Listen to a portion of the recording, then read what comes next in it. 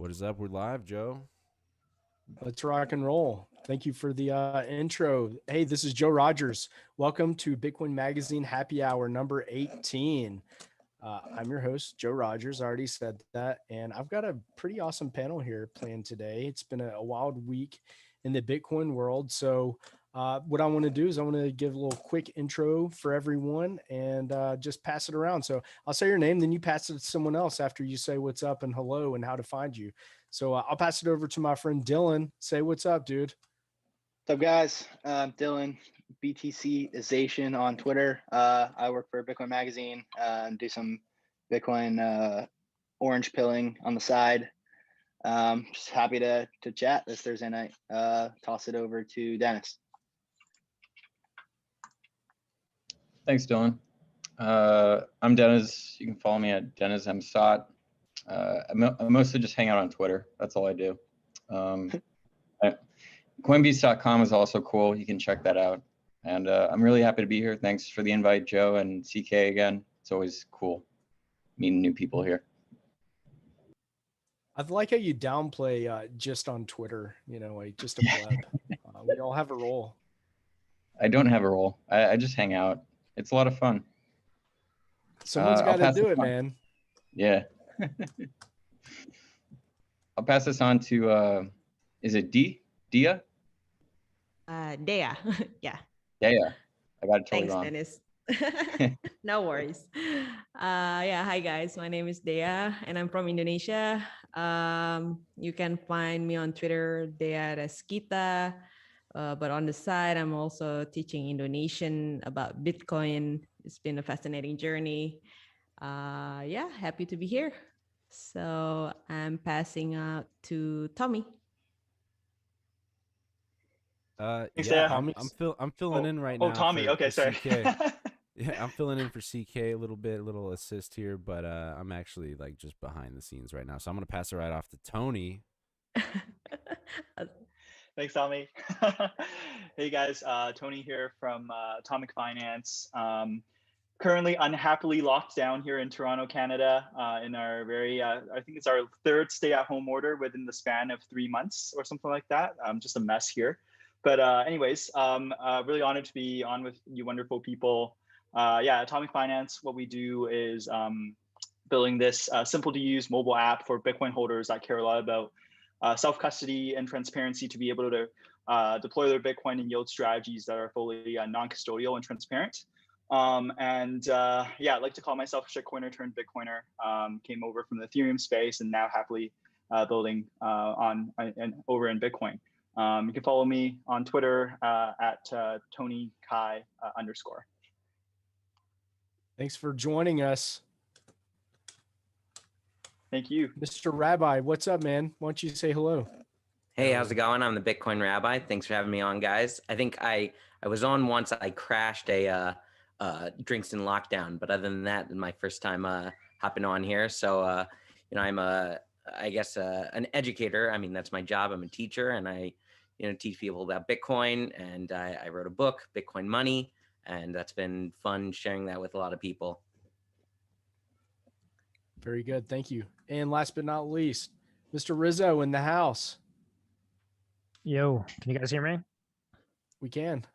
Awesome. Yeah, Pete Rizzo, editor of Bitcoin Magazine, editor at large at Kraken, the cryptocurrency exchange. Spend a lot of time these days working on cataloging the Bitcoin history, doing some deep dives, some collaborations with Aaron Van Werdum, also at Bitcoin Magazine. Excited to hear what people think the big news of the week was. Right on. Thank you, Mr. Pete. I bet that you have a pretty big, address book there in your browser as far as bookmarks go. You mean just in terms of tabs or what? Not tabs, bookmarks. All the archives and crazy. I'm not a big bookmarks guy, actually. Contrary, I love desktops. I actually have many tabs open on many desktops. So on my Mac, I've gotten up to 10 different desktops at one time with different tabs. So yeah, that's my thing. I don't do the bookmarks for some reason, So you do like the virtual desktops where you can just swipe to a new clean desktop? Yeah, and every desktop's like sorted for a different thing. Yeah, it's gonna be pretty we're pretty intense. Big multi-desktop guy. You guys are getting some alpha right here. Okay, best practices from the man. All right, so before we get into this, I have got to do my due diligence. If you haven't done so, check out b.tc/conference, Bitcoin 2021 coming up the first weekend of June. And we've got an awesome promo code Satoshi, save 10% off your tickets. We're 65% sold out of general admission tickets. And if you buy with Bitcoin, you can save $200 off your ticket. So I would say go early, go get your ticket. If you can get out of quarantine, get your ass to Miami. It's going to be a blast. Our after party is more than 70% sold out. So if you're on the fence on if you should get an after party ticket, the answer is yes, get your after party ticket. We've got to get a better PC in the studio, bro. I don't know if it's even that. All right, we might be live again. I'm thinking we're live. Let me just start talking. Yeah. All right, I'm just going to keep it flowing. All right, guys. Live. So biggest news this week, new all-time high, 64K. I'm jacked. We unleashed the Reaper on the internet. Of course, every $1,000, we just like to bust it out of the closet. Very exciting. But the big news, the big headline is our friends at Coinbase go direct on an IPO. And so, I mean, for me personally, this is bittersweet. I mean, Coinbase is kind of, yeah. I'm hyped. I think this is good for Bitcoin. I said for me personally, overhyped. For me personally, overhyped. Oh, overhyped. Okay. I'm going overhyped. Yeah, I'm going overhyped. Why is it overhyped? IPOs, I don't know. Yeah, I think it's definitely a boomer watershed moment. You know, it's good to see it out on CNBC, but yeah, I don't know. I just for me it fell a little bit flat. I don't know. It didn't feel like a momentous occasion to me. It was priced in. It was inevitable. So, you know, priced in. Like everybody knew it was going to happen for like years. So it finally happened. Yeah, whatever. I mean, we all saw what happened. It came out with pretty much a whimper. It doesn't mean it, you know, it could be pretty crazy over the next couple of weeks. You never know. Well, I think here's the thing. It's like, you know, we've seen all these assets come out and coin is just the same. It's that, you know, they're all going to track the price of Bitcoin, right? So like, I mean, is this actually a differential? Does it even have staking? I don't know if you can stake coin, but no, I guess my point is like, you know, how does it actually add any differentiation to the current market, right? It's still going to give you exposure to the same ups and downs of Bitcoin. And over the long term, you know, I think we know which one would rather you know, which one would rather have our money in. So I think people will like, because of the current Bitcoin price right now is like skyrocket, it's all-time high. I think that become the highlight more than the Coinbase. Like, yeah, the price has plummeted from 400 to 300 right now. So yeah, I think I agree with Rizzo. It's a bit overhyped. My big question is the investors that cashed out, are they putting that money into Bitcoin or are they putting that money into altcoins? I'm going to take a big guess. A lot of that money is going right to Pancake Swap or whatever. Where is Charlie Lee putting his money? That's what I'm very curious about. I don't know how reliable it was. I saw like a Coinbase employee survey of like what crypto asset you're most likely to buy, and it was like Bitcoin 2, ETH 1 with like 70%, Bitcoin with 60, and then the next was like comp, and it was like a whole list of shit coins, and that were like actually a lot, like a pretty big proportion was like, you know, all of these, like, I had never heard of them. And so yeah, I mean, I think they'll probably cash out for some Bitcoin, but not enough to move the market substantially.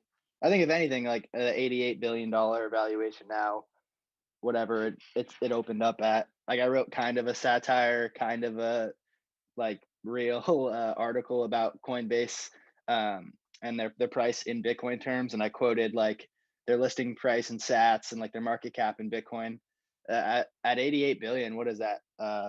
Like a million, couple 100,000 Bitcoin market cap. So I mean, valuations everywhere in the equity market are nuts. But I think if anything, all it does is say how cheap Bitcoin is. Yeah, I mean, again, what's the differentiation, right? Why not just buy Bitcoin instead? I think the article was spot on. And then, you know, what's the market for that, right? I don't know, hard to say. And also you have like I don't know, in fintech now, everything is like driving prices to zero. Like who's going to come? Like, I mean, Coinbase has a moat and a brand. I mean, maybe, I don't even know if they have a moat. They have a brand. They And have a huge, they have a pretty, they've got a pretty good moat. I will say, you know, being on the competitive side, you know, they've got retail, you know, yeah, certainly some other people are trying to make a move for it, but they've got a for nice lock sure. on that. But like selling Bitcoin is obviously a profitable business. And they're raking in, like, if you buy $10 of Bitcoin on Coinbase, I think as of like a month or two ago, it was like a $2.50 fee. And that's, I think it scales up with, like, I mean, it's lesser the more you purchase, and at an institutional level it's like a couple basis points, but how competitive is that business model over the long term, you know? I thought it was interesting their investor material that they put out over the past week, which maybe they've been signaling this for a long time, but I just was paying attention to it. That it was like very on the start end of it. It was Bitcoin, you know, Bitcoin, the white paper, you know, and then at the very end, and that's just the beginning. Have you heard them say that? They've said that a bunch of times, but that's just the Wow. beginning. And Yeah. then they don't really even explain what the, like, they're like, and we're going to have all the rest of the stuff. And they even, when I think in their call that they did last week, they were like, our moat and our advantage is that we've built out all of the software and all of the security for all the other stuff. And we're going to be doing everything, but they don't explain what any of that is or what the value to investors is. I mean, it's Well, really relying on Bitcoin and then just saying, and we're going to do all this as well. Yeah, that's the untold story of Coinbase, right? I mean, I think the irony is that I'm not sure that that company ever really kind of understood Bitcoin in some ways, and you know, maybe looking back from a historical lens, so it'll be kind of funny like how that business was built and structured. I think that yeah, certainly they could have been a lot more supportive to the ecosystem over the years, and they've definitely gone their own way, and you know, we'll see how that plays out over time. You know, I personally, just reading Brian Armstrong, his tweet where he kind of remarks about, you know, the big day of the IPO. And he references how crypto is going to change the world, and the crypto white paper, Satoshi's crypto white paper, just that language just made me cringe so hard. And I mean, I feel like mixed feelings because Coinbase is where I stacked my first Bitcoin, and I think it's probably a first touch point for a lot of people. So, uh, is that good for Bitcoin? Yes. I mean, like, that's the gateway drug, or the street dealer, or the vendor of, you know what I'm trying to say, the first touch. But I mean, what they do and what they stand for is not. I feel like it's not pro Bitcoin. But no. that being said, I mean, they are, you know, I think Coinbase has been the in the market. flagship example of just what everything that Silicon Valley has not understood about Bitcoin. I think that they're a great example of like everything that they do just reeks of that impression, right? Silicon Valley has struggled to understand Bitcoin. They've struggled to put it in their box. They still think that cryptocurrencies measure network effects. That's like still a meaningful part of their thesis. They still think that there should be millions of internet currencies that can compete on features. And, you know, Coinbase is the beachhead for all of these hypotheses. You know, it's tough to really know how much of that is even driven by the company at this point, right? I don't know. It's tough for me. It's like I used to admire Coinbase a lot, right? I think early on they were one of the few people kind of trying to build a legit business, and I used to follow Brian's posts. Like, he used to write about being a founder and like how he hired people, and you know, somebody who was kind of building an editorial team. I used to kind of follow along that stuff, but yeah, over the years it's been tough. It's been watching that change, and you know, I just feel at some point they stop trying to engage with understanding Bitcoin and you know, being a meaningful participant in that part of the business. And yeah, for me, I think that's where it's a bit disappointing, and it's a bit easy to ignore, and it's a bit hard to engage with.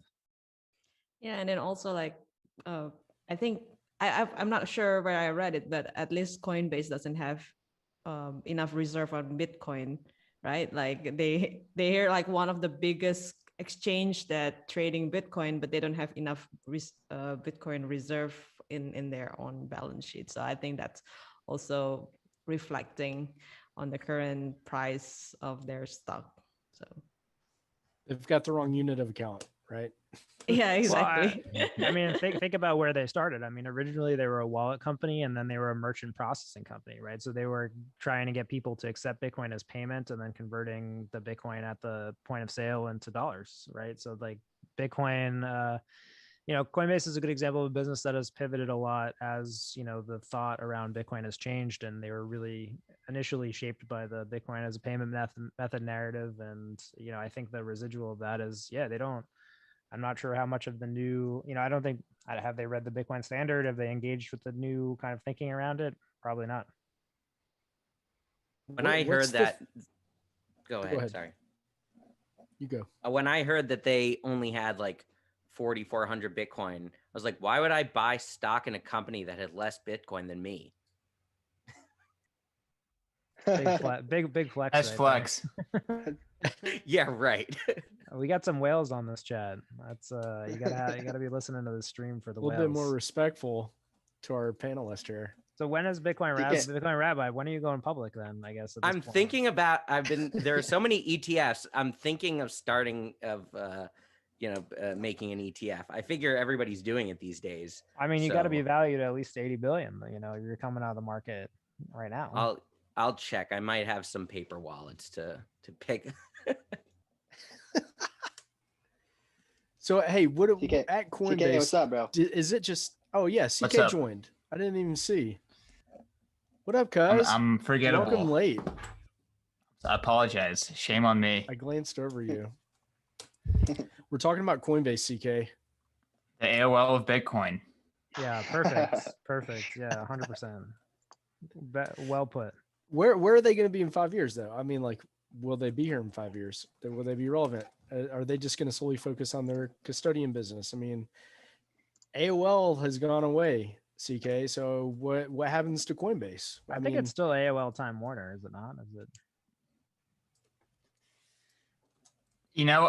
I'm willing to give them a benefit of the doubt that they still have time to go deep on Bitcoin, but you can see from their treasury, you can see from the type of technology that are going that they're just focused in on optimizing for trading revenue. So it is what it is.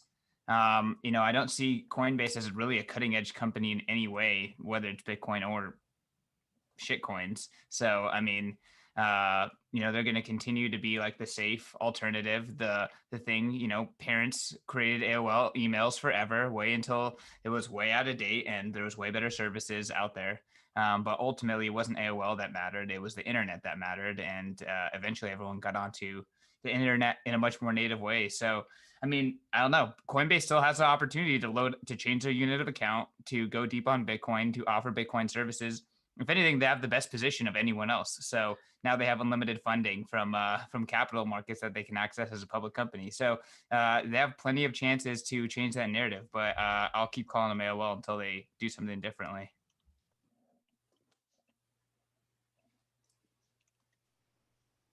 Yeah, I think a lot of what everyone brought up it makes sense for Coinbase to go in the direction that they did. If you look at it from a Silicon Valley perspective, they did everything perfectly. And that was pretty much their whole goal, was just to get to an IPO. But yeah, I agree with CK. They do have an opportunity to change course, hopefully at some point, but I don't know. It's too personal for them. Yeah, based on like previous, point, yeah. Mm-hmm. Like they at some point, I think it became a really personal thing, right? Like it's at some point, Brian Armstrong and the other guys in the leadership, it's like they felt like Bitcoin was distasteful and mean to them, and like they just were never willing to engage with the community after that, and then they thought they kind of fell into that trap of, the toxic Bitcoiners, we've got to go to the collaborative, lovely cryptocurrency community that has our best interests in mind. And I don't know, I just feel they fell for that pretty hard. Mm-hmm. We'll be watching their earnings report very closely to see if that stack increases each quarter. Well, it'll be interesting if the shareholders demand it, now that it's a public company. Yeah. We get a bunch of Bitcoiners, get a meaningful shares, who knows what can happen. That doesn't seem like it's probably going to go the other direction, because our Bitcoiner is going to be, Let them holding.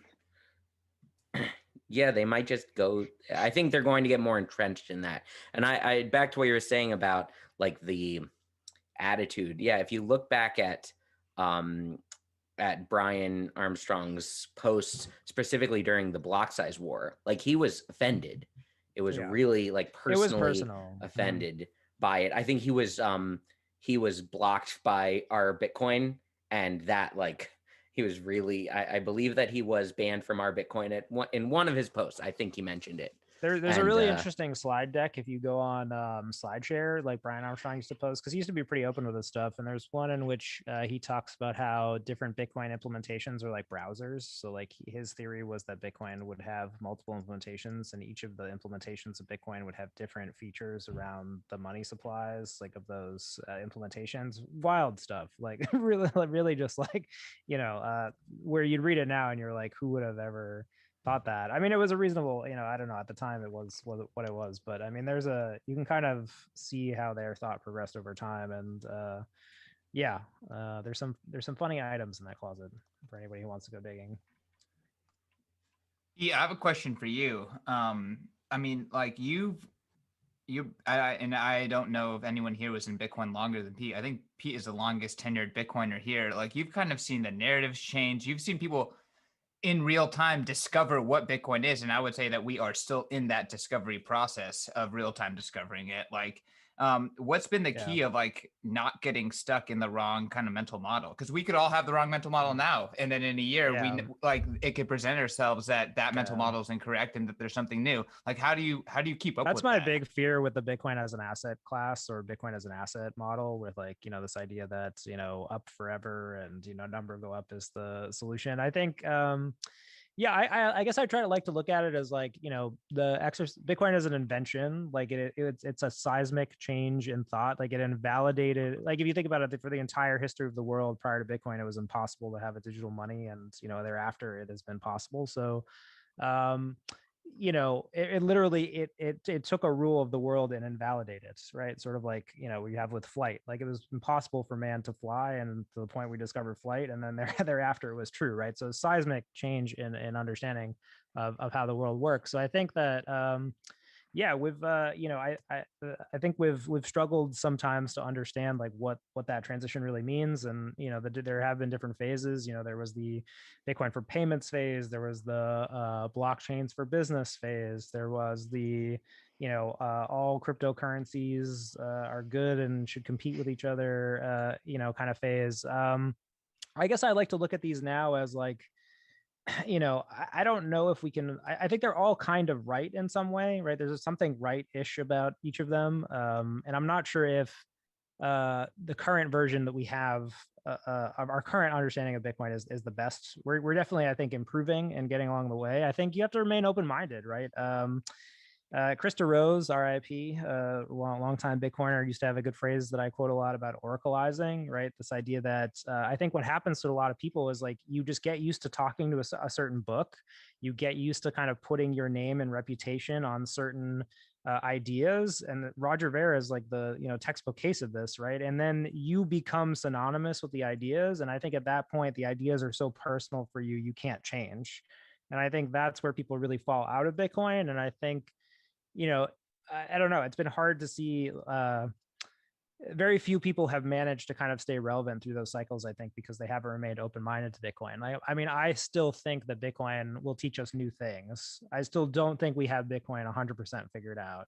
I think, to me, that makes it hard for me to fall into totally believing that certain views or lenses are 100% accurate. But that's just my takeaway. Like, there are people now who think we have Bitcoin 100% figured out.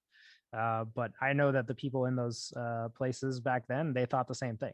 So I don't know, take that for what you will. Who wants to react to that? I think just because of the nature of Bitcoin is open source, and it's just a collection of,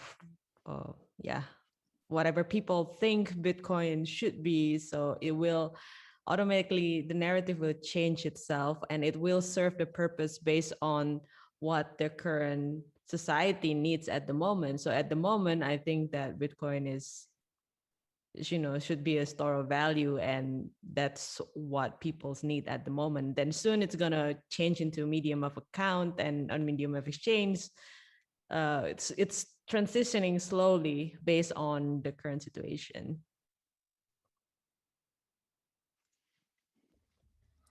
Yeah, I think that that's true. I don't see a world where Bitcoin is not a store of value, right? Like, so I think it kind of stacks on top of itself. But I do is it agree still a that payment people, method? Like, you can still use it to send uncensorable payments. It's still true. Yeah, there's a quote that I like that really sums this up. I actually think I read this to Dylan earlier this week, so I'll read it again. But it's a quote from Douglas Adams, who wrote Hitchhiker's Guide to the Galaxy, which is just a fantastic book. So if you haven't read that, definitely recommend. But his quote is, first we thought the PC was a calculator. Then we found out how to turn numbers into letters with ASIC2, and we thought it was a typewriter. Then we discovered graphics, and we thought it was a television. With the World Wide Web, we've discovered it's a brochure. And I think that's like really interesting because it hits at like the essential challenge with really disruptive technology is that like your words are so bad at defining it. It's like we want to put Bitcoin in a box, and Bitcoin is going to break out of that box. Like whatever box we try to put Bitcoin in, it's going to be such an adaptive technology that it's not going to fit. But like we need mental models, right? So if you want to try to classify Bitcoin as a payment method, sure it is, but it's going to break out of that box. If you want to classify Bitcoin as an asset, sure, but it's going to break out of that box, right? And I think I think it's an interesting quote because it like really, we know that our experience with the internet changed over time, and we should expect our experience with Bitcoin to change over time.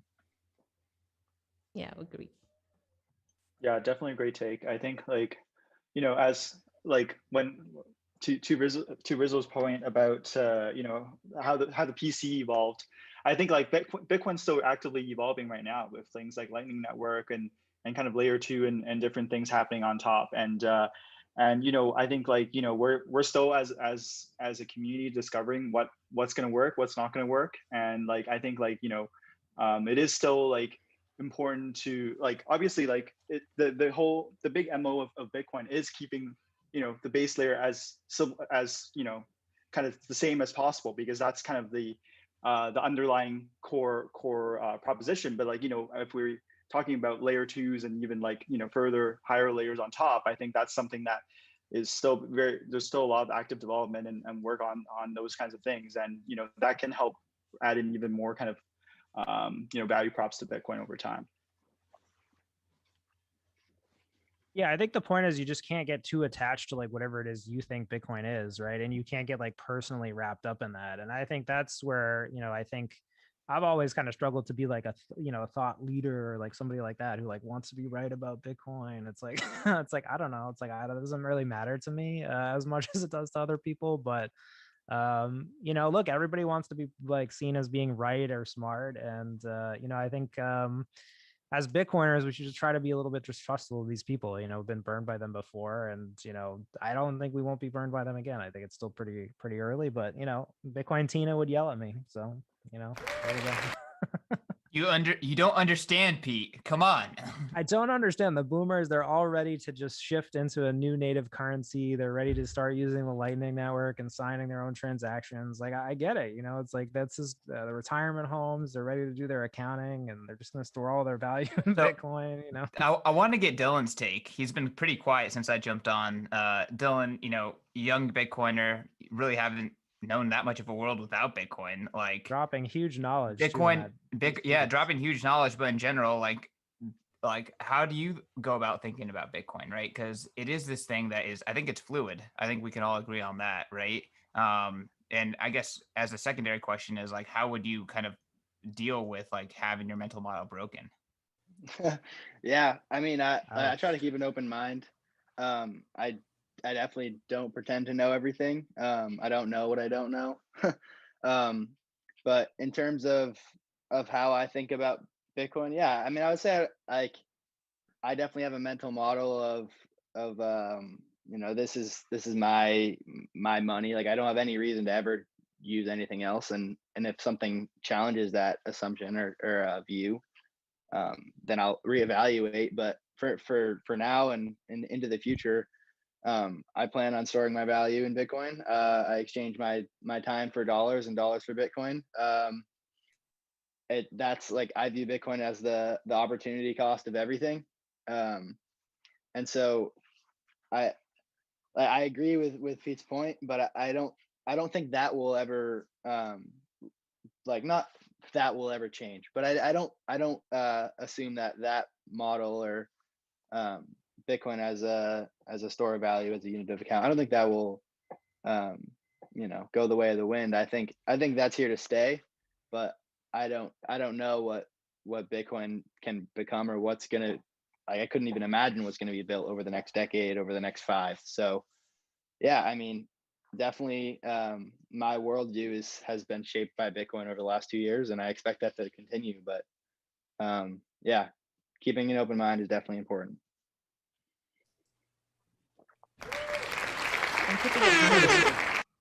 Stay humble. Stay humble and stack.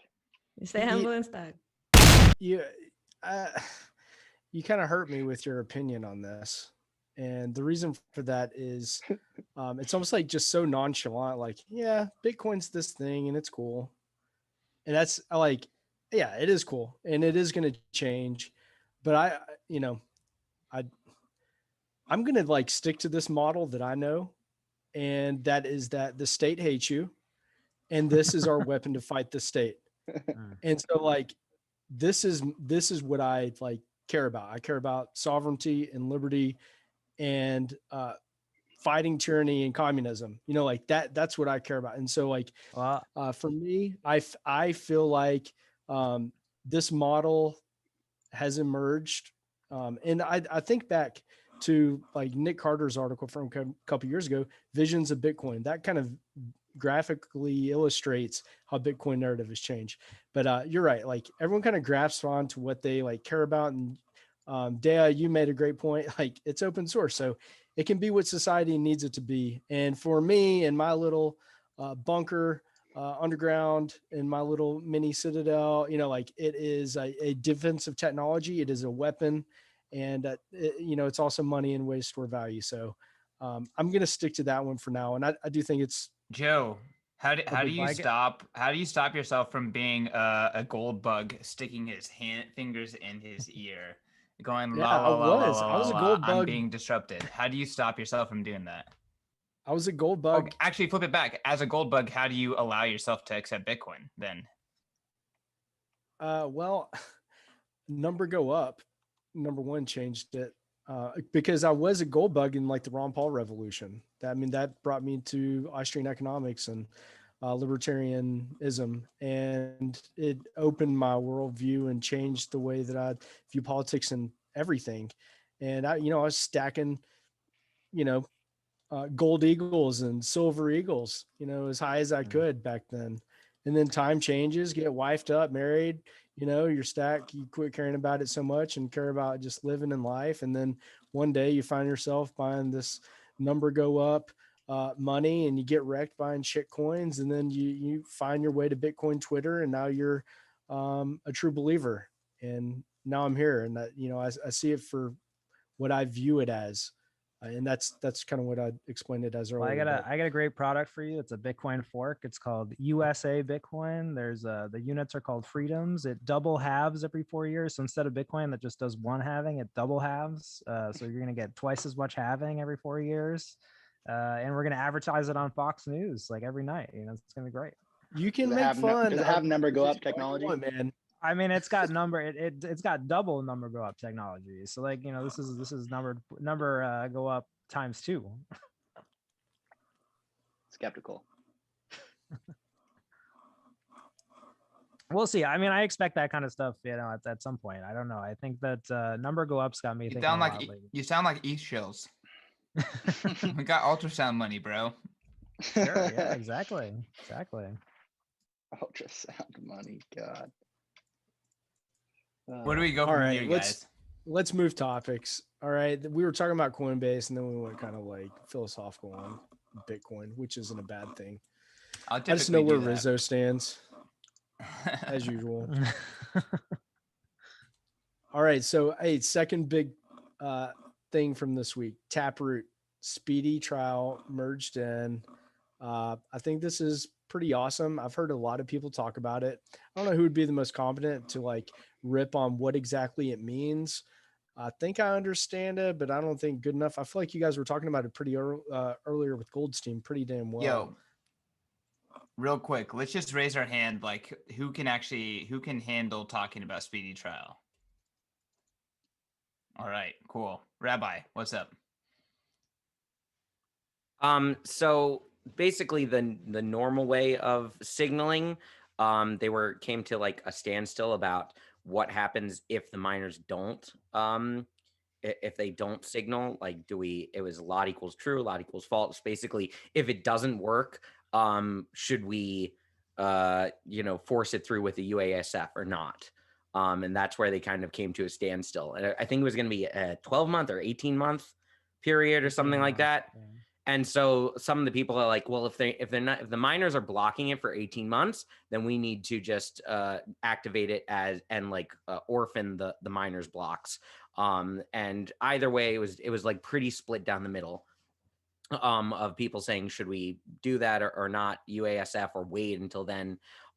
So kind of as somewhat of a compromise, everyone was like, let's just do a really quick 3-month trial, because it seems like all the miners are on board. Like, there's no one in the Bitcoin community who's against this fork happening, this of Taproot and Schnorr and this whole bundle that's being put together. And the miners seem to be for it. All the users are for it. So it was like, we won't UASF if this 3-month thing doesn't go through. Let's just see if we can do this first. And then if that doesn't work, then we'll decide if we're going to UASF. So it's a 3-month option, 3-month activation period to let the miners signal. I think they need 90 or 99, 95%, which seems quite possible to happen, because none of the miners have said that they're against it. Like, there's no factions. This isn't like SegWit where there was, there's no like compromises to be had anywhere with the block size. Everyone seems to be for it. So that's it. Hopefully, I think it's 3 months time for activation, and then when they reach that point of 95% miner signaling, then 3 months later, Taproot will be activated, on mainnet.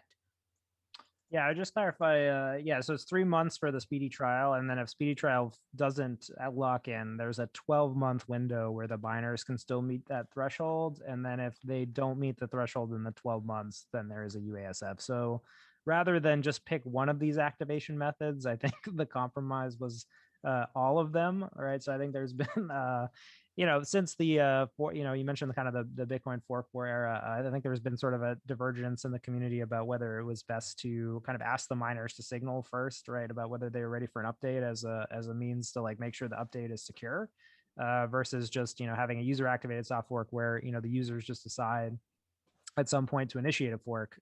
So I think it's about Taproot's a little tough because it's about philosophically like who has the ability to start a fork, right? Like whose action represents some consensus by the community. Can it be said that a user activated soft fork represents that? Can it be said that a miner activated soft fork is safer?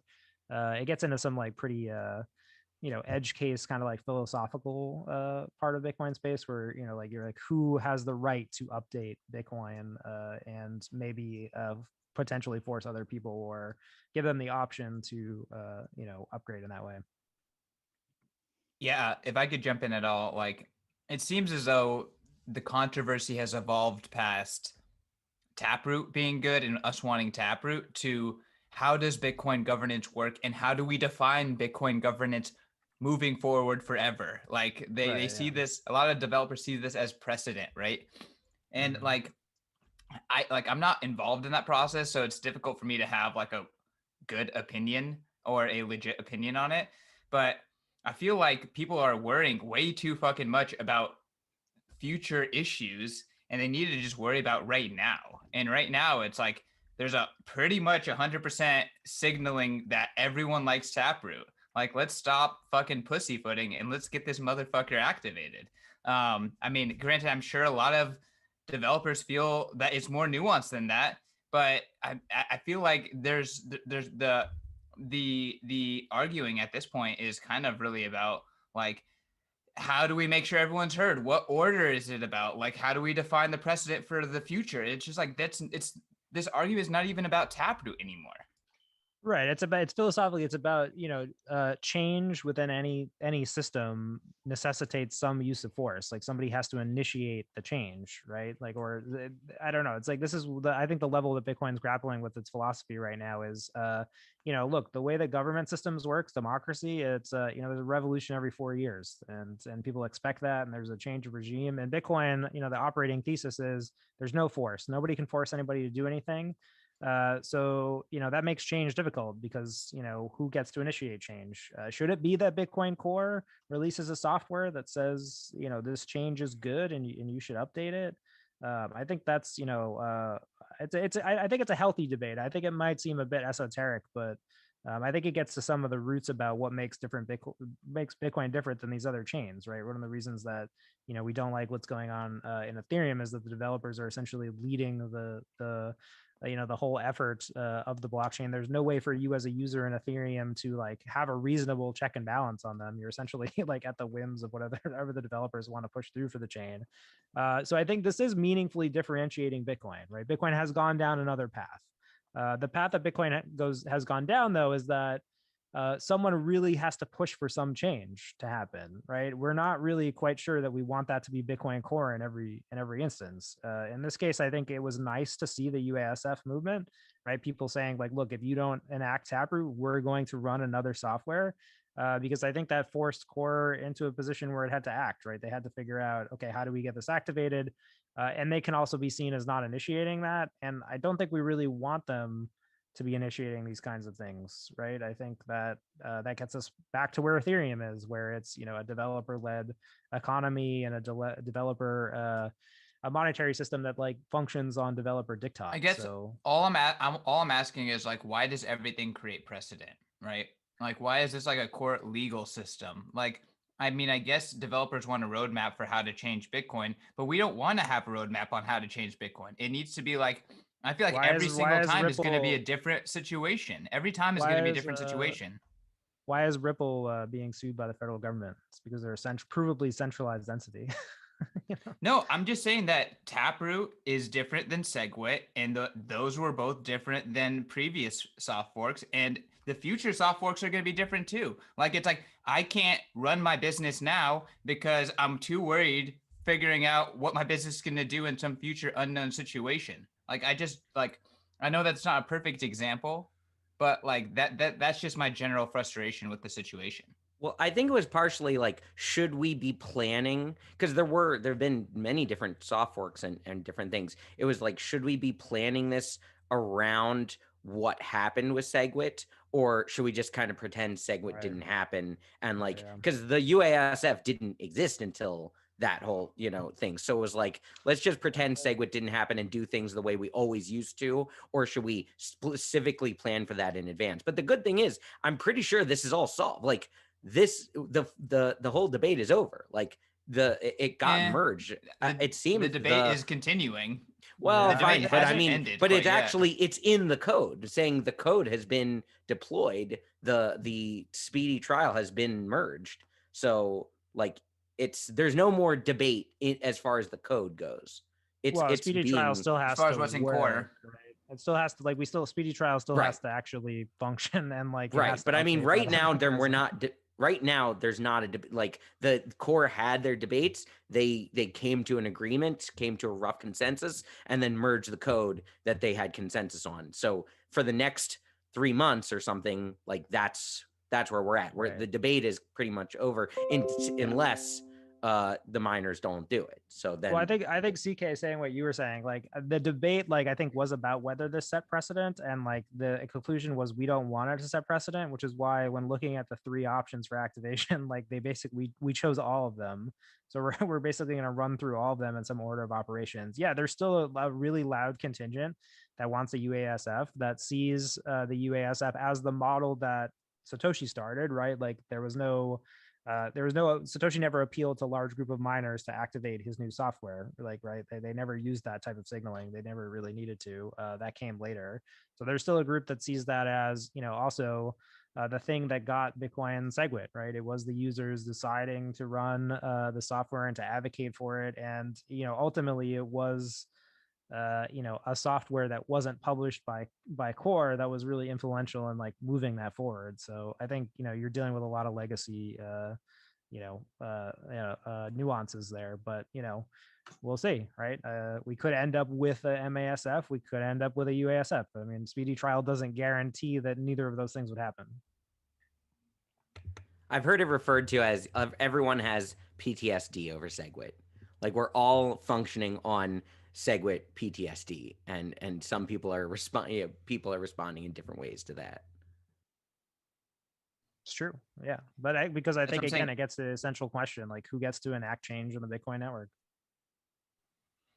Yeah, that's what I'm saying. Every situation is different, but I'm curious to hear from Tony. Tony, I know that obviously you're working in the DLC space. You're waiting for the functionality that Taproot would enable. I'm curious how you've been following this conversation. If you have any opinions. Yeah, I haven't been following the activation side of it as much. We've been kind of digging into like what this actually means like after, because I guess we kind of just assumed that it would eventually get done. Yeah, we're really excited about Taproot in general. Like obviously not only enabling a better Lightning network in terms of having multi-path payments, increasing the reliability of larger payments on Lightning Network, and obviously having invoicing available for that type of stuff. Also, obviously kind of the big thing for us is like the ability to route DLCs over Lightning, which is particularly exciting for people in the DLC space, working in the DLC space, meaning that we could potentially be seeing DLCs on Lightning, obviously saving people network fees in terms of entering into a DLC. What's a DLC for people who don't know? Yeah, sure. DLCs stand for discrete log contracts. So basically, in short, they allow they're kind of a open standard on Bitcoin that's being built on Bitcoin right now. That basically it specifies it's a way for Bitcoin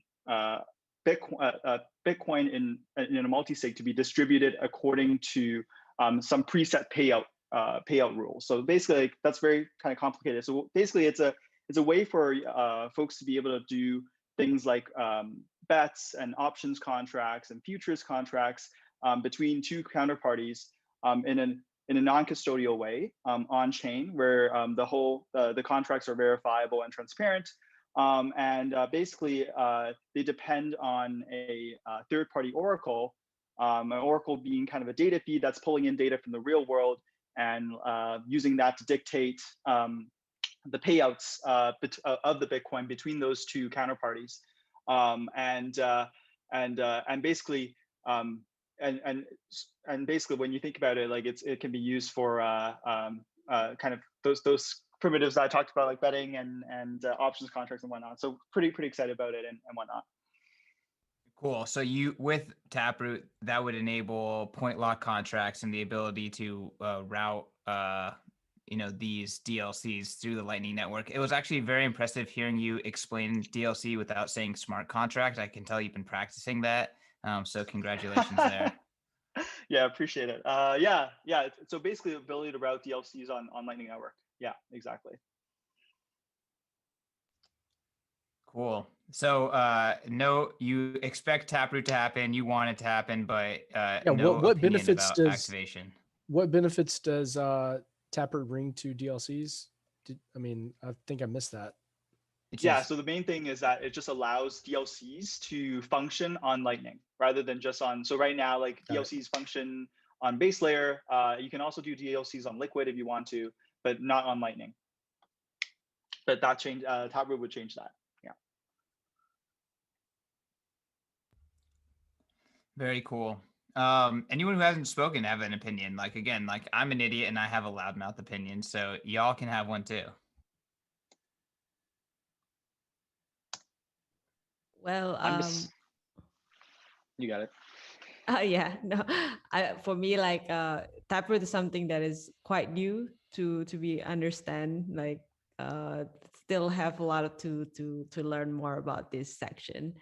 But I think it's a really exciting improvement when it comes to like privacy and then transaction wise. So I'm actually quite excited to see how this thing's gonna roll out. For me, it's Anyone else? I mean, the stuff that's being built with DLCs and all of that's super exciting. I'm excited that spending in and out or spending out of multi-sig is going to be a lot cheaper, if I'm not mistaken. Because I sent a lot of UTXOs into a multi-sig and then getting them out, I was like, oh my gosh, especially with one sat, the days of one sat per byte potentially gone forever. Who knows? Yeah, well, you're gonna have to move those funds to a different multi-sig before you can get the benefits. So you're still gonna have to bite the True. bullet on fees at some point. So I've done myself a favor by holding out on multi-sig. Is that what you're saying? Depends on your threat Gotcha. model, Joe. Yeah. Passphrase, Maxi. All right. We have another topic here, but do you want to stick to Taproot? Do you want to stick to Bitcoin governance? Anything I think like it's decentralization? the last point I'd like to make is I agreed. Like I dabble in the IRC channel, and I feel like I've listened to enough devs talk, and I've talked to and had a couple beers with them, and there definitely is, like Rabbi mentioned, the heartburn from SegWit. But I mean, they've been testing this shit for a while, and like there's CK, like you said, there's been no like real, no one has, it's had plenty of time for people to like raise red flags and bitch and moan and like talk about like what is bad about Taproot, and literally like no one has said shit that would be bad. I mean, the only thing bad is people talking about governance and it being activated by core, like that's the bad thing. So like, go fuck yourself. That's a terrible reason. That's terrible precedent. I mean, this is net benefit to everyone who participates in Bitcoin, except for maybe like some miners who want bigger fees, but like, you know, fuck them, you know, economic nodes rule things. So plebs run this shit. And I hope that it gets activated sooner than later, because I want cheap multi-sig. I want more privacy. I mean, like, I want more efficient transactions. Like, I want all of these things. And I haven't heard anything. I've heard negative shit on Taproot. So it's dragging their feet. You know, CK, I'm never like in complete agreement, but I feel like me and we're like avatars right now, man. We've bonded. Or Navi, not avatars. No offense to the Navi out there.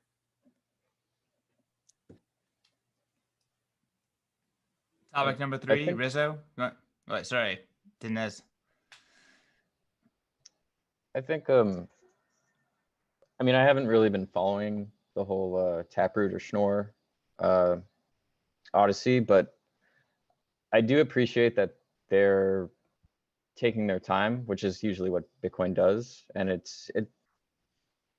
yeah, I guess they could be taking a while to actually implement it. And it's good that there haven't been, at least from what Joe has stated, that there haven't been any concerns.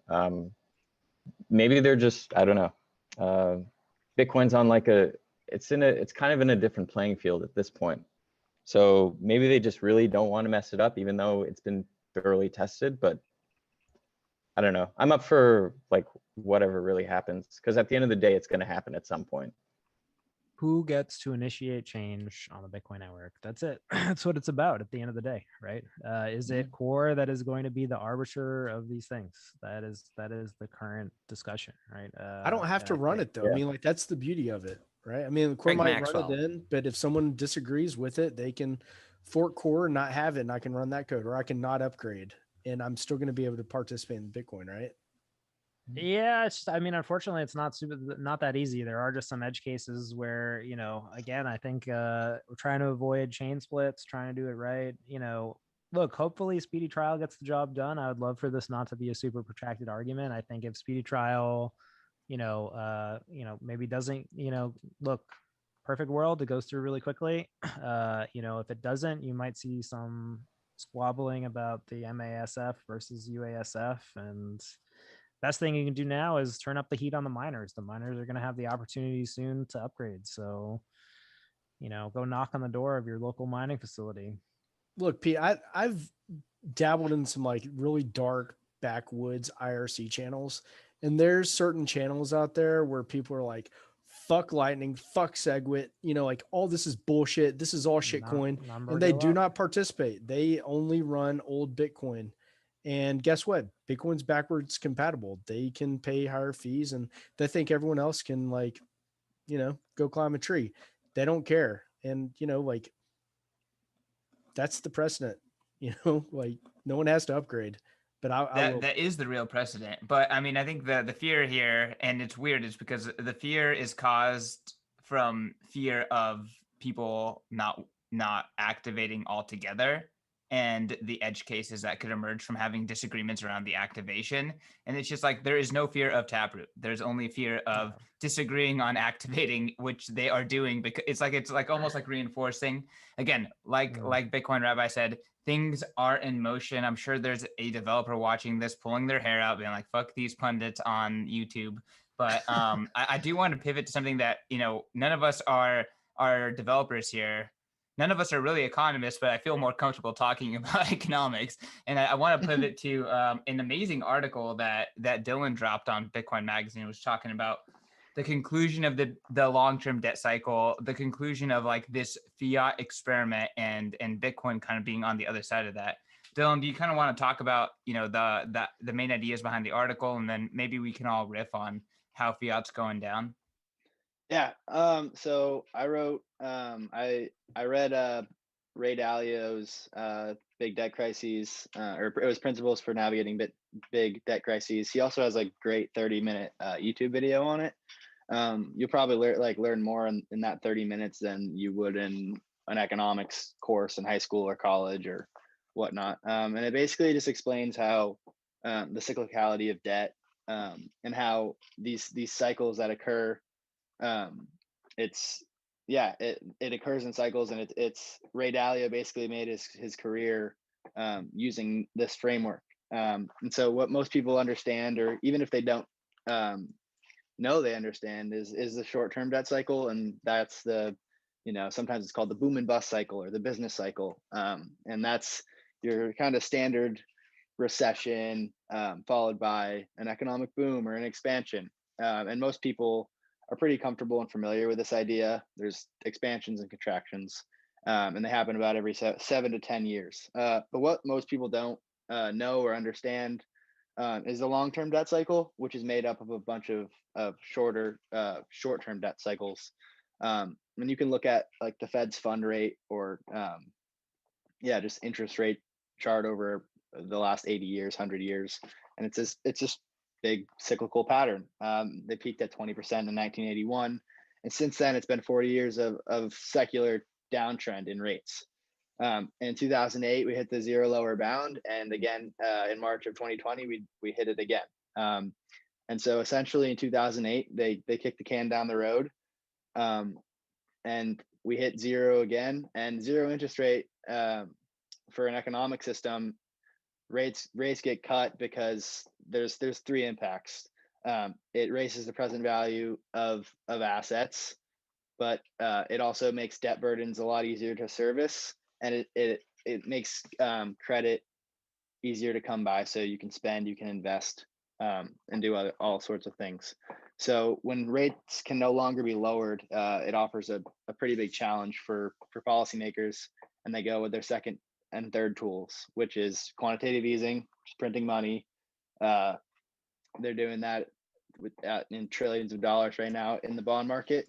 And the third, which is basically the end of the cycle historically, is basically helicopter money or stimulus, or handing out money to the people. And this works, and they do this because the first two really disproportionately benefit the investor class, which is interest rate policy, especially zero interest rate policy and quantitative easing. So that's where we are right now. We hit that point in 1930 as well, and so there's really no way out.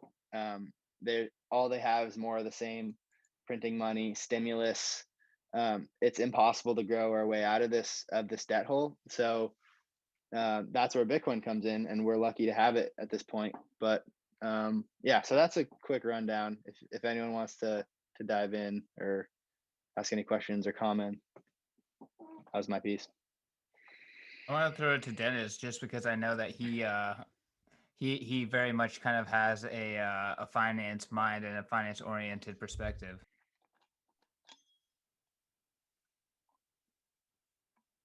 Yeah, I think. Yeah, I kind of wish I read this article before, but I do.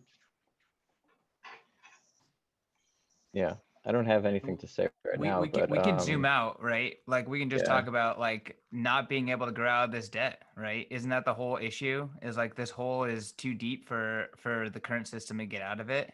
It's kind of funny. I was watching Jerome Powell on 60 Minutes, and he was like, "Oh, the debt, it's still serviceable. We're not past no return zone yet."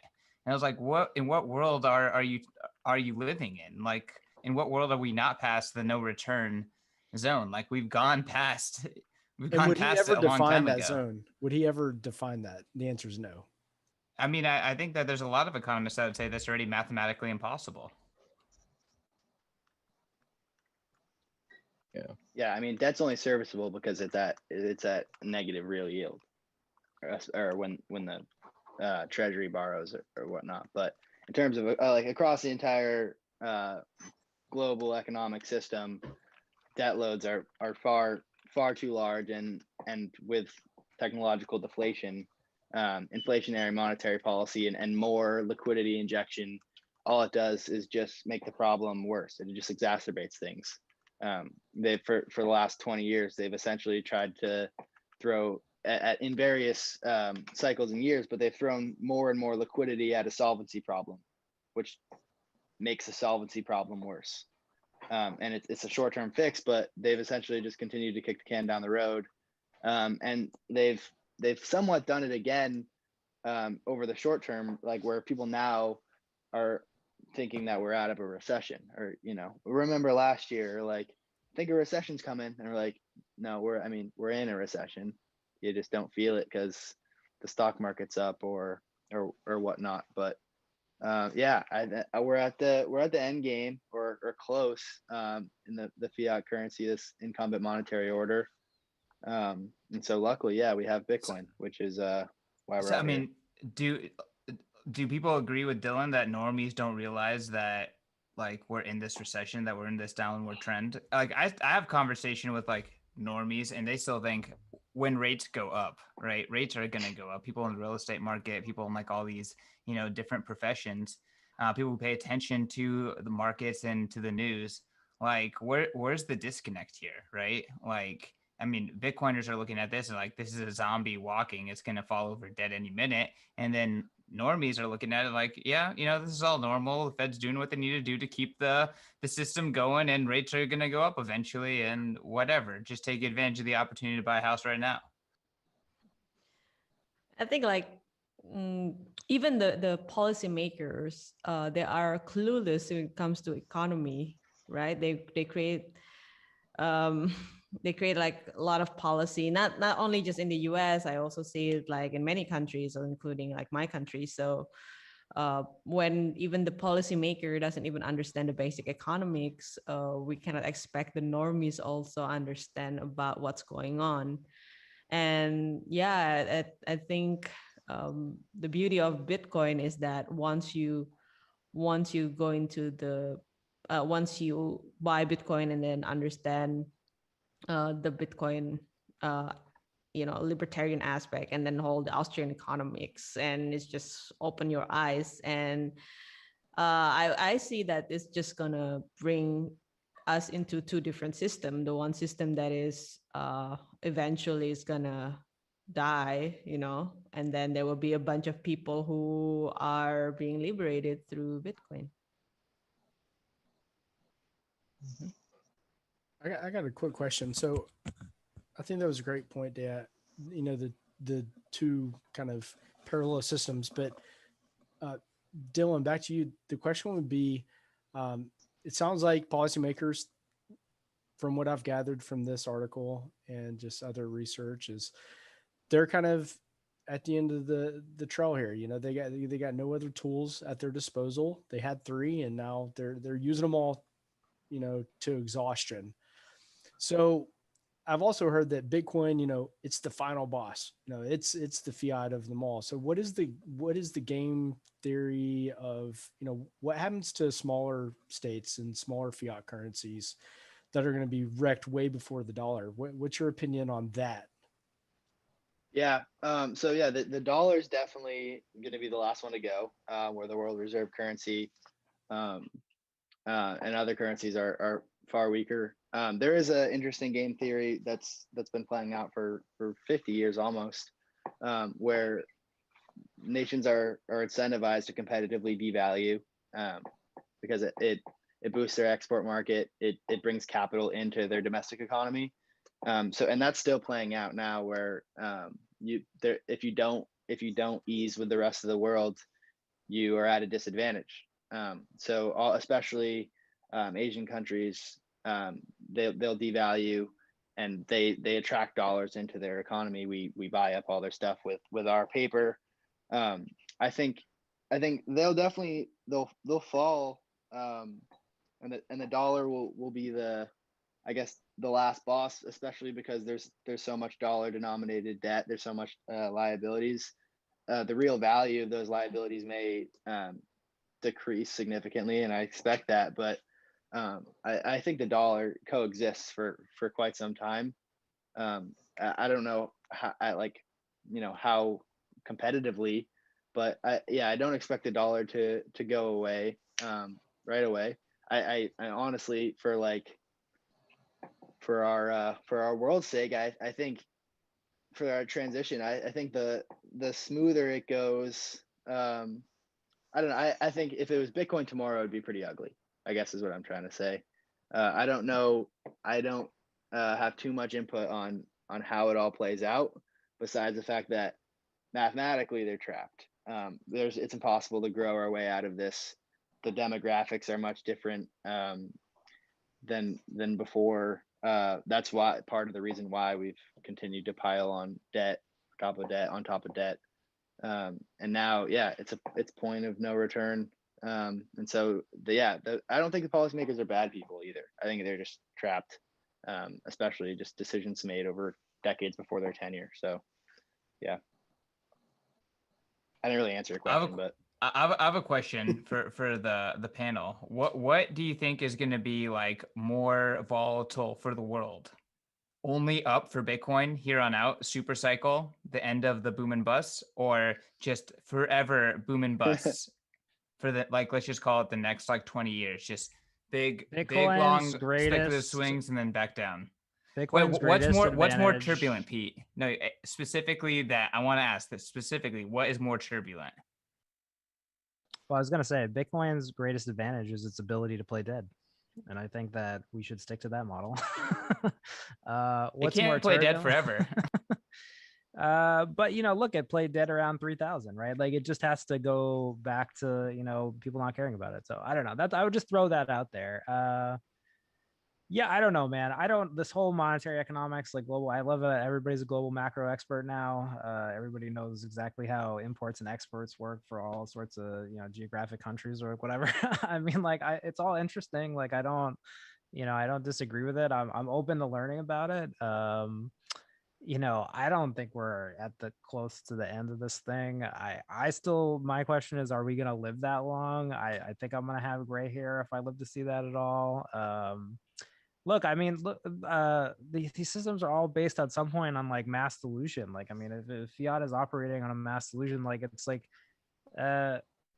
prior to Bitcoin coming around, would anybody have even noticed these things, right? If you're in the fishbowl, do you notice that the tank's full of algae and you're just, choking on algae? That's what gold is for. It just sucked. I guess. I mean, I just, I expect the fiat regimes to be around for a lot longer. I mean, look at online and offline commerce. I mean, you're still buying stuff in stores. I don't know. We went from rotary phone at the beginning of our life in our houses. You had a rotary phone in your house, at the beginning of your life? Okay, a fucking digital touchpad, physical touchpad. Did phone. you have one with like the 2 units where you were like you had to hold both of them separately? My grandma had one of those. Yeah. What I'm trying to say is like, dude, look how fast we've come in, 30 years. So I think that like you're right. Yeah, but it could everybody's take a long time. incentivized to keep the current system, right? Like No, they're not. again, They're they incentivized to are. want They to go are. up. They Disagree. 100% are. I disagree. 100% are. 100% are. All right, if you are a politician, what are you going to say to the people who have paid their whole lives? They've worked for 30 years and they've paid all this money into Social Security. Like, I mean, what are you going to do? They're all You going know, to die. Sure. Well, no, Okay? And then you're going to have more. You're going to have more Bitcoiners and feelings working in the state. not like feelings are important, but economic reality tells a different story. And when you have, I mean, it's just at a small scale still, but You don't think the US dollar could compete against Bitcoin a lot harder? It's not competing against Bitcoin actively. well, so here's the thing: is that the free market has returned for money, and now we have in 2017 there wasn't any sort of derivative market, there wasn't any sort of this stuff wasn't built out. Now, like with all these lending products, it's still very very early, very nascent, but there's a free market rate for money. There's a time value of money, like next year in the futures market. If you want to give up your Bitcoin next year, someone's willing to pay you 40% in dollar terms for that, right? So, and it's still small. The open interest on futures is like 27 billion or something. That's tiny. It's really, really small. But as Bitcoin number goes up, so does this black hole of capital, and it's a free market rate for money. And that's competing against $100 trillion of yield nothing credit. Of yield nothing. And so like I don't expect the dollar to die right away, but there's now a free market monetary competitor that doesn't have a centrally planned board setting price of money. And economic reality is going to impose itself. And you have a lot of Michael Saylors around the world that don't have any idea what Bitcoin is, that are going to, if rates are still at 0 or 1 or 2 or 3, they're going to borrow a truckload of money and buy Bitcoin, because that's an incentive. My opinion. All right. Yeah. I want to pose my question to other people, and I don't want to get stuck between debating economic reality between Dylan and Pete. What is more turbulent, blow off top, or just Bitcoin just never blowing off and just keep going up? The super cycle. Yeah. The 100% the super cycle.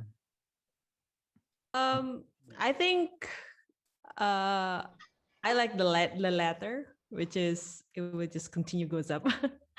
And in my ideal world would be like that. But I think it will probably go down a little bit. But yeah, it's just right now with the amount of institution, and then also like even smaller countries that Bitcoin normally just like focusing on the US and then the maybe European, but now all of other countries like start rising up. But Waking what up about happened? Bitcoin. What happens to the world if Bitcoin never goes back down? If it just keeps going back up? Like, have you envisioned that? Like, have you envisioned like what starts happening? Because like things start getting pretty fucking clowny. I mean, they're already clowny, but they're gonna just get way more. Well, I mean, fiat currencies have just been they keep just going down, right? So that hasn't been Yeah. disruptive, you know. Well, Who's the next? thing- Who's thought yeah. about this? go ahead. Does it really make that much of a difference? I mean, if Bitcoin has, I mean, what we're talking, like, it's not like Bitcoin, are we talking about like 10-year cycles? Bitcoin has had 2-year downturns. Like, Yeah. what are you no, shaking talking your about head, blow Pete? off top, 2-year downturn, like this big trough, the cycle that everyone is expecting. Yeah, I'm What if saying, that so doesn't what's the happen? big deal? So that's what I'm saying. If Bitcoin has a blow off top, has a downturn for 2 years, and then goes through the cycle again, how significantly, and does that for the next 10 years over and over again, how significantly different is that? So it might go a few times 100%. faster, but it's not that big of a difference. If we're talking, because, economists don't talk in years, they talk in decades, So 5 you're year saying and 10 year. there I'm saying will it's be. not- You're it's saying there not will be a significant. super cycle. You're saying I'm that there saying will it be a doesn't- super cycle, I'm but saying eventually. that you're talking to it doesn't, it's Doesn't too matter. short term of meaning the super cycle is a 10-year Right, yeah. super cycle. If you look at Bitcoin as a 10-year chart, it's going to just go up, every 10 years, or even let's say every 4 year. If you look at it that chart, if you look at the one chart, it might have the so I don't know, it might be one or the other, but I don't think it's So you're saying the super cycle significant. is now. This is the super cycle. It's Bitcoin. It I like only that. goes. I mean, if you just look, all you have to do is take the wicks off the candles, and it basically, yearly. You Right. do 2-year candles, take off the wicks, and it only goes up. That's the. So if you is look that at going to like get that. drastically that. shorter, Rabbi? And that's the question. I And don't if know. that does I don't happen, know. is that going to make shit crazy? I don't know. I don't imagine that it's going to get drastically longer. I don't imagine a like long 5 or 10-year bear market in Bitcoin. So I'm saying it either will be similar to what it is now, 1, 2, 3 years down, then up, or up and then slows down, goes up fast, and then I don't know. I just don't think it matters so much one way or the other, because it's going in the same direction in the long view, anyways. CK, one thing I would add about like talking about Bitcoin's volatility and if it's cyclical, I think the real value of a Bitcoin, like the purchasing power of Bitcoin, I mean, who knows, maybe measure it in gold or something else. I think the real value of Bitcoin from here on out is basically going to go up and to the right. And there will be, speculators that come in a cycle and leave, but for the most part, it's just going to be up and to the right. But I think that in dollar terms, I think the fiat monetary system at this point in the cycle, and like what we saw in March, I guess to an extent what we saw in 08, and I read the history books, I wasn't paying attention, is that when we get to this point in the debt cycle and debt loads are this elevated, there's massive volatility, and it happens when other currency regimes have basically hit this point as well. Is there's way too much debt and there's massive deleveragings, and the politicians, the central bankers have to reinflate it back up. And so if you look at the S&P or Bitcoin or anything else in March of 2020, it just got destroyed. And now, but in real terms, it didn't get as hit. It was just the dollar strengthened a lot, and then the dollar got devalued again. So I think there's going to be another huge sucker punch of I don't know when it is, but that's why the currency dies, is because there's way too much debt and there's not enough dollars, and the monetary system is set up where the entire system, fractional reserve banking and all of this, it's levered. The system's levered 25 to 1 or some 30 to 1. And so there's not enough dollars going around. There's a huge liquidity event, and everything gets wrecked, and they print again. And so I think we see volatility in the dollar, and more people continue to adopt Bitcoin. But in dollar terms, Bitcoin may see a 50%, down month at some point on the way to 100 million. As part of the super cycle, of course. So I guess what the root of my question is there a point where the halving stops mattering, right? Maybe the halving always matters, but right now the halving runs the freaking show, right? Pete is saying no, the halving is always going to matter. So It is matters, humanity going to have this gigantic volatility, and it's store of value and unit of account every 4 years till 2140? What's your vision there? Because at some point, it stops making that much of an impact to the total monetary supply, right? To me, it matters that Bitcoin is the predictable and cyclical economy, and the fact that you can trust it in some way to have those attributes, I think is a win.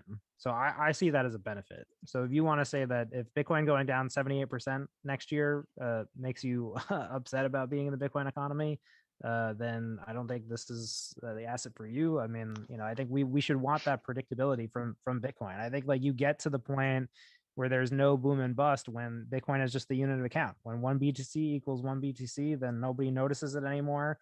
But until then, look, let's arbitrage this, Pete, was the halving priced in? No. No, because the halving priced in. So I sat down with a pretty well-known investor in like 2018, and I was like, "You saying the halving is priced in is just you saying everyone understands Bitcoin, and until they do, it's just going to be the same thing." But we should want that to happen because I think, the up forever stuff. It's like, okay, well, I don't know. I don't like, to me, I would rather Bitcoin be predictable and cyclical. Like it's something that you can financially plan around and be dependable. That to me, like as a feature, like you should want that, I think, versus then like if it's up forever, well then why is it going up forever? Like what happened where it's just like going up increasingly over time? Like, I don't know. How would you ever Understanding of how poopy fiat is and access and understanding of Bitcoin. If it's I not think up forever, then it's at- not forever. At So- some point, up forever is more sustainable and predictable than right. for everything I there's think a one point to season, add. I mean, I think one point to add is that like I think the cyclical nature of Bitcoin actually is a bit more effective in terms of proving the doubters wrong and converting doubters into Bitcoiners. Because like if you're like a Bitcoin skeptic, to see like Bitcoin, go down 78 or whatever, 80, 90% even, and then discount it, and then only to see it rebound and kind of like, make, all-time highs once again. I think that really is a testament to the anti-fragility of Bitcoin. And I think that actually has done a lot in terms of converting skeptics into Bitcoiners from what I've seen. And like, obviously, like, the up all the time stuff, like, obviously, I mean, those, like, the previous bubbles that were actually like purely speculative bubbles, those were the ones that actually like just kind of went up, kept on going up until it fell, right? And like, Bitcoin, it actually consolidates, actually rebounds. I think that's just a testament of its anti-fragility over the long term.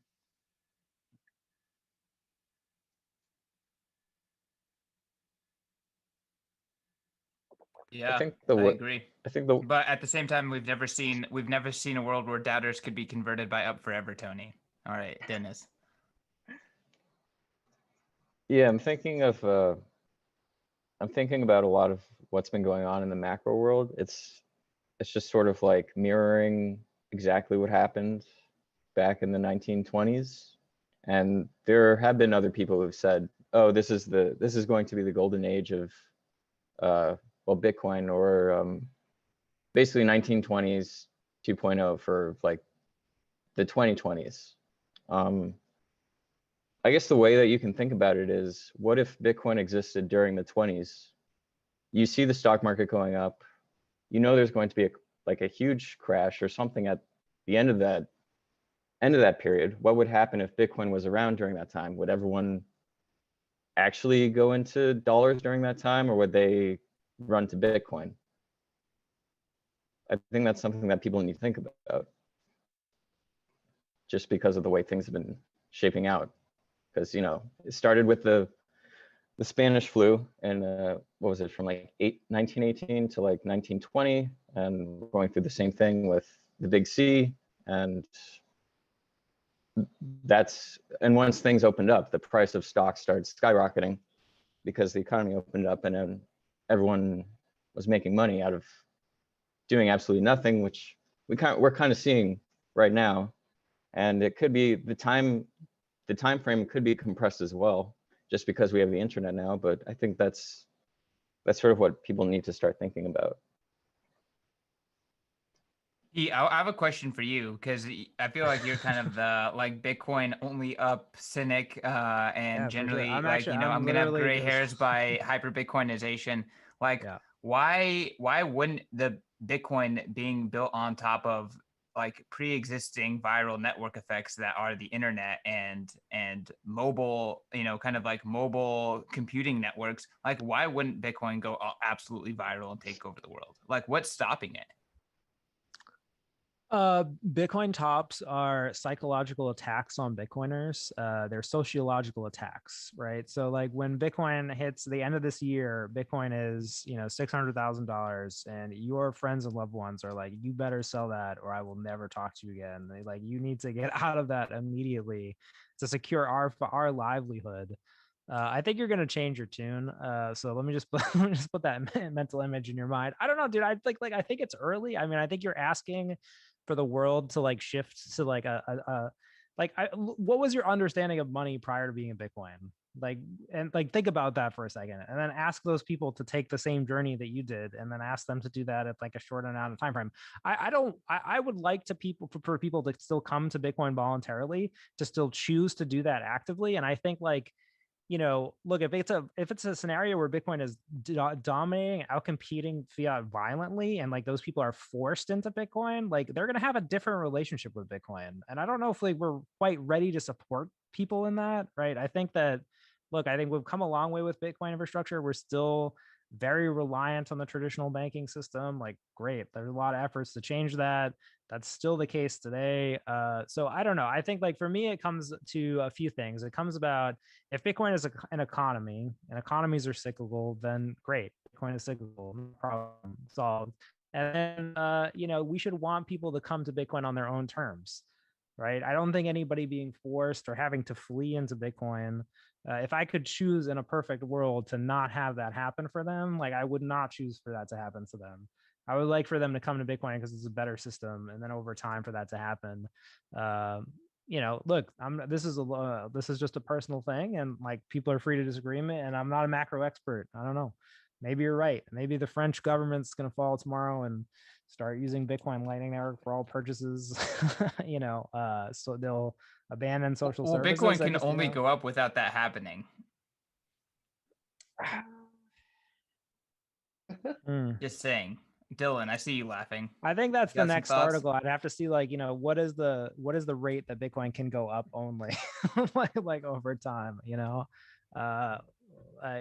order to support that theory. Yeah, I don't know. Look, I mean, I don't have any data. I'd love to support it, to point to a chart. I just think that I don't need Bitcoin to go up forever. It doesn't do anything for me. It's not, I don't know. Who needs this to happen? Do you need this to happen? And if you need this to happen, why are you here? That's my point. This is like the new people who are like, well, up forever. It's like, okay, well, I don't know. If that's your perception of what's happening here, then you're going to have a rude awakening in, 2 years. Well, I mean, my plan is just to never sell, so I'm fine if it goes up forever or not. But I just think there's a lot of Bitcoiners Also, who isn't are, up forever very like a confident. fiat mentality? Isn't up forever a fiat mentality? You're saying, oh, if it's up forever, it's up in No. fiat terms. You're going up in fiat terms. Your No, Bitcoin's up not in changing. all assets. Up forever. In all assets. Up Up forever. in land. It'll be up in land. Bitcoin will always be able to buy more land. It's not just fiat. Up forever is a All fiat assets. mentality. You'll be able to buy more planets. One Bitcoin will buy you one planet in the extended,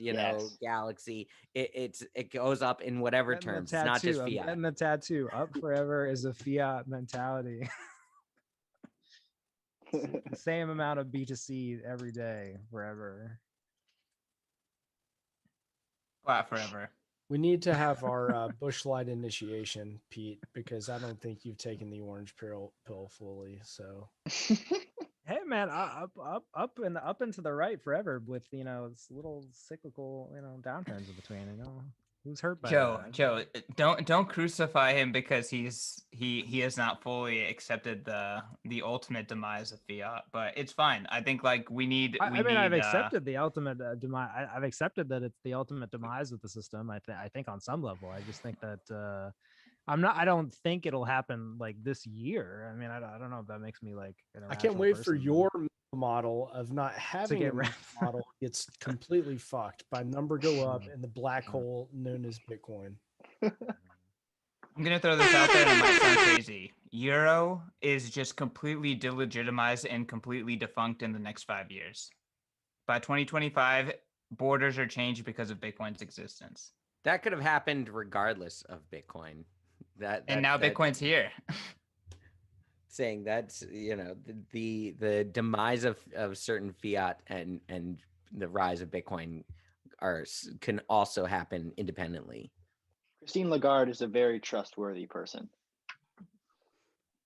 I think you're underestimating a little bit like the extent to which the populace can be like tricked or deluded or propagandaed into like supporting the current system. I think that there's I just stood in line for a COVID vaccine, so I think I know exactly how well the populace can get tricked, and I saw it with my eyes. I feel like you're also underestimating the power of the strongest meme that humanity's ever seen. Yes, which is I Bitcoin. 100% short that. The idea that like we can meme us into existence. Yeah, I mean, look, I think like ideas that are truly subversive take a lot of time, and that's fine. Like I just feel like we should be okay with that. And like, again, I'm fine with Bitcoin going down 75 to 80% next year. It doesn't break my model. If your model is that world governments need to collapse in the next 5 years for you to still be confident in Bitcoin, then great. That's not my model. Like, don't impose that on me.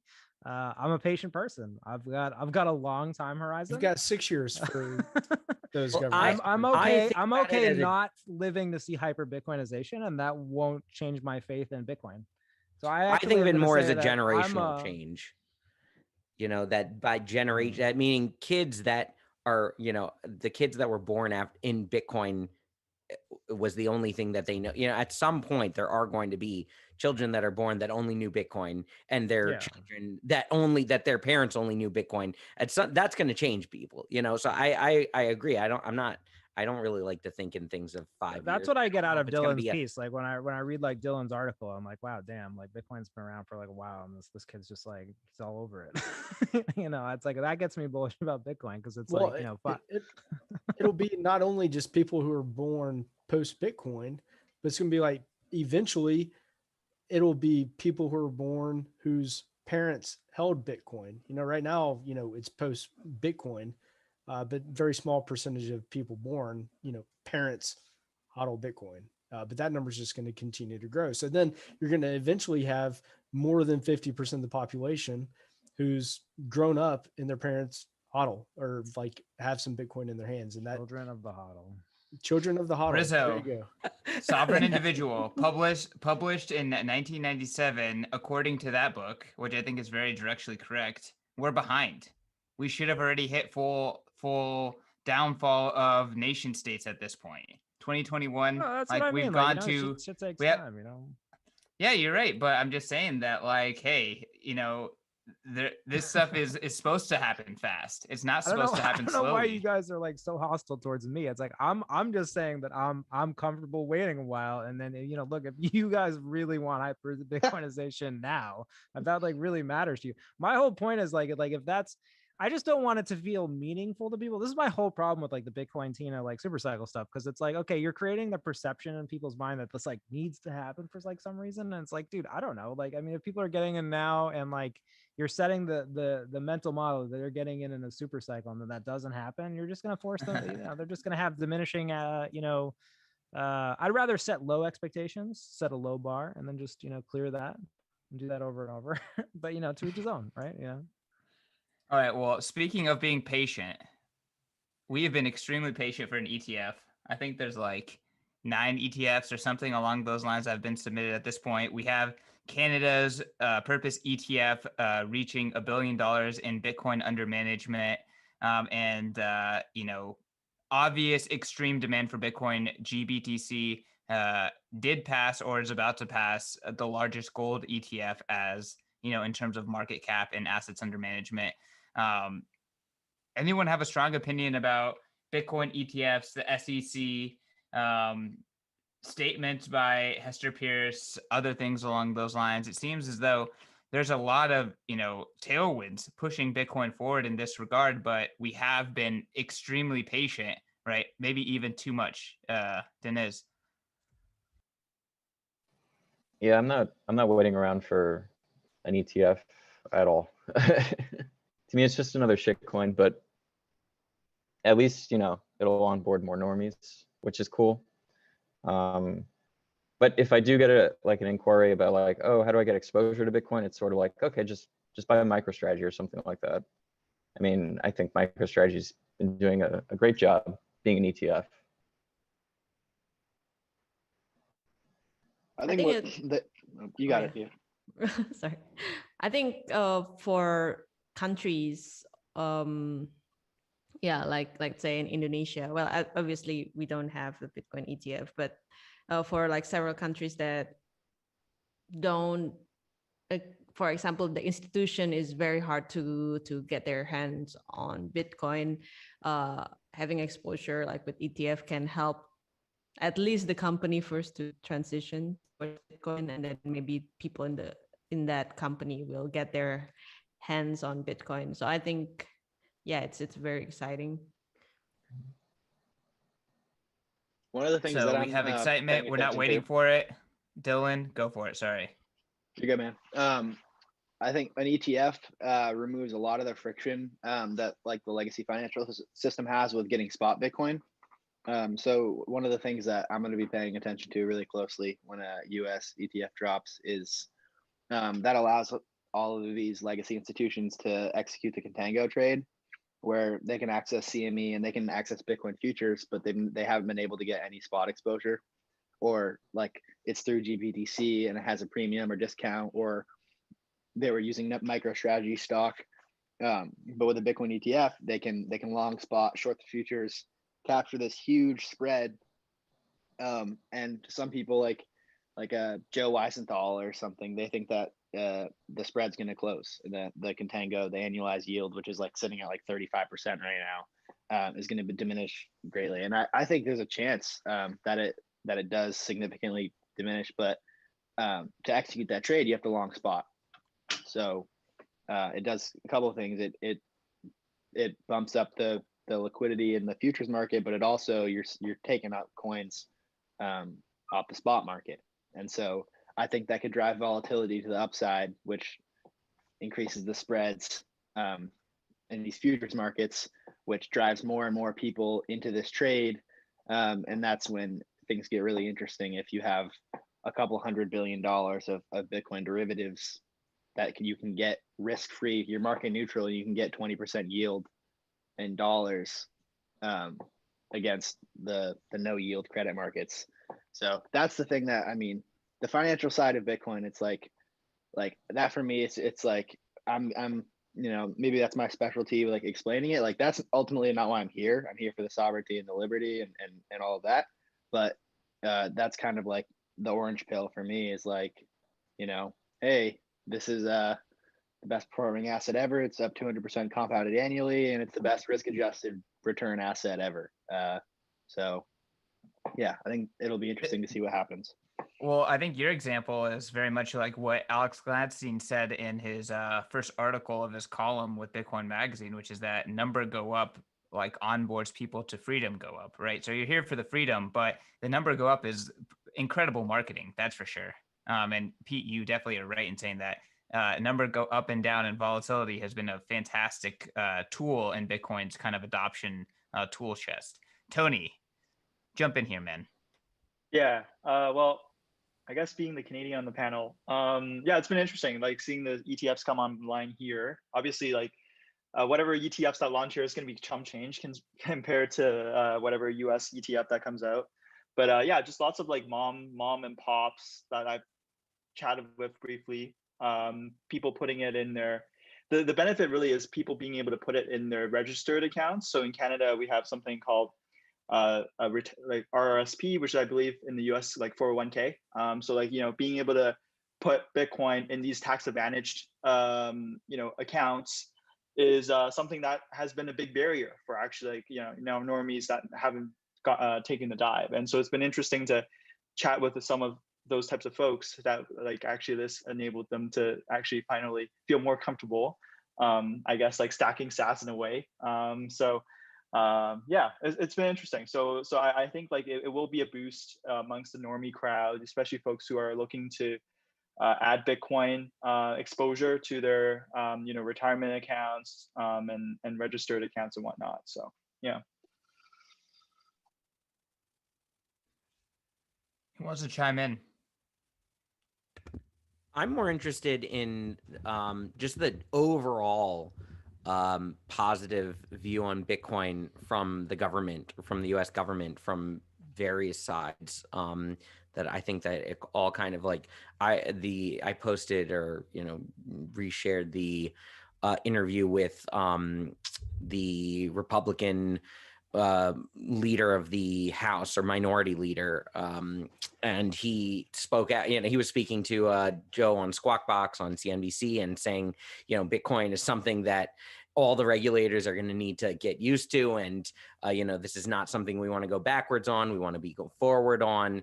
And I see that with senators and Congress people, and with the new SEC director who is taught a blockchain course and, is very familiar, like had people reading the white paper. That's mainly, besides for the ETF specifically, like as a financial instrument, I'd like seeing that the US has been pretty much going, despite for like the little hiccup with Mnuchin, and that was kind of like I guess maybe Trump or his administration had more of like an anti-crypto perspective. A large number of politicians are going in the positive direction, and that's just I see that only growing.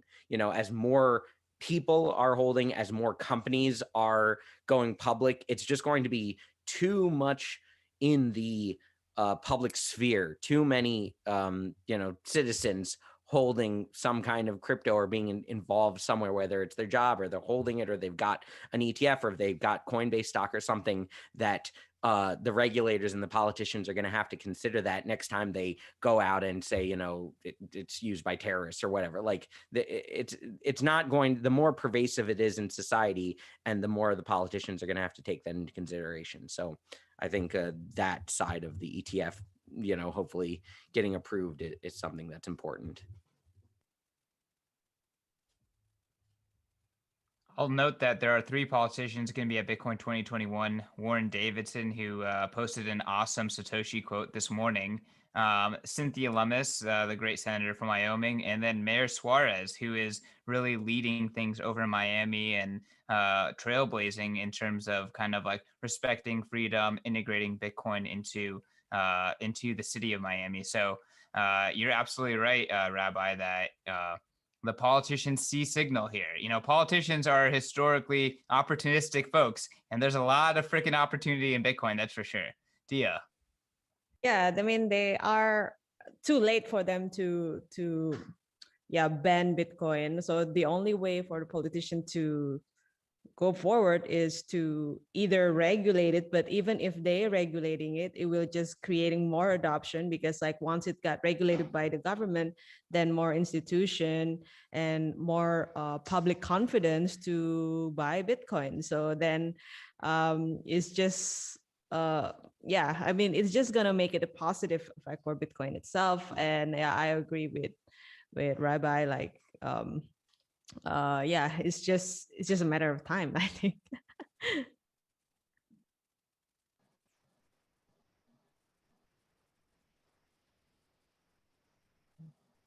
So I mean, does anyone here have a did you see Warren Davidson, U.S. representative, posted a tweet of Brad Sherman, who's doing a live Zoom call today, and posted up a little piece of paper that said Bitcoin is for narco terrorists and tax evaders. No, it's no longer only for narco terrorists, now for tax evaders. Thank you. That was his thing. And now I just see this Warren Davidson made a meme out of it and put the Bitcoin chart on his paper. This is 2021, man. I mean, like, this is killer. Old man yells at internet. This is great.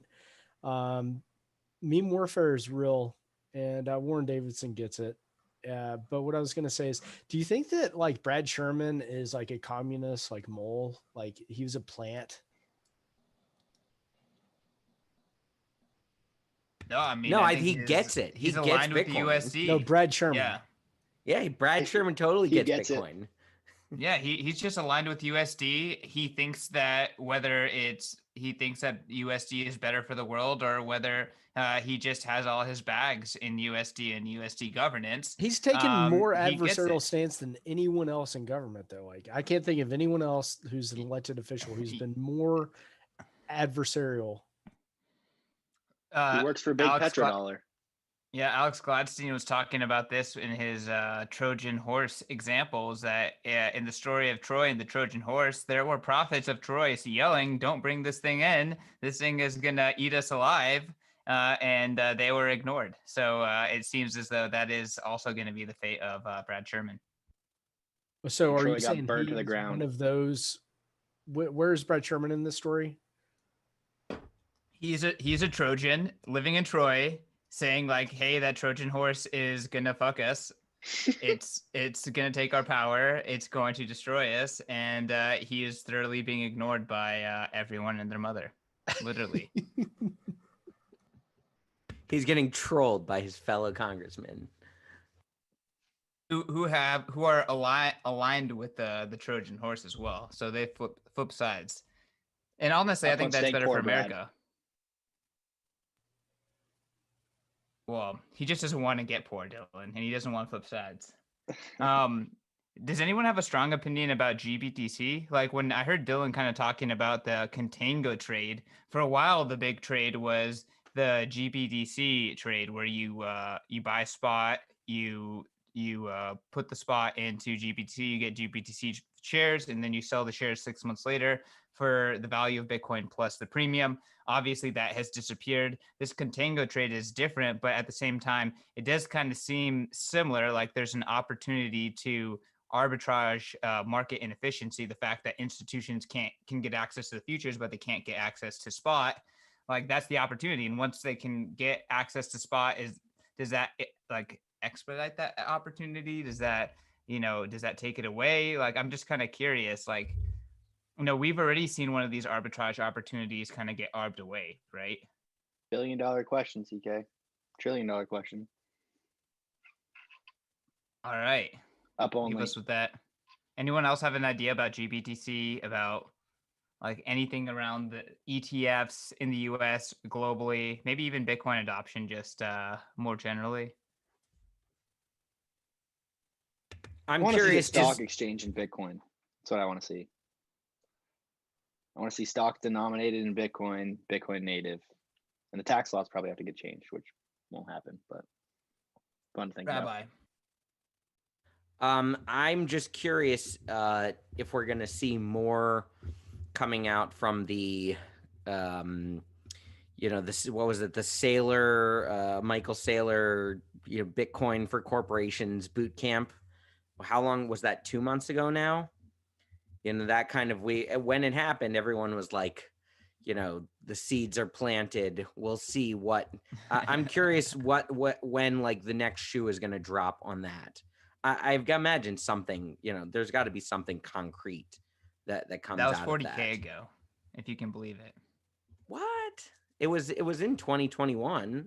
It wasn't, was it? No. It well, I mean, February and January, Bitcoin was 30K. That's 30K ago. Anyways, fine. What's 10K here or there in Bitcoin? Not such a big deal. Fine. So that's this. I mean, if you look at what MicroStrategy did and what Tesla has done, just the gains that they've made in the past 6 months. I'm just curious when that next shoe is going to drop from some corporate side. Q1 earnings season has just begun.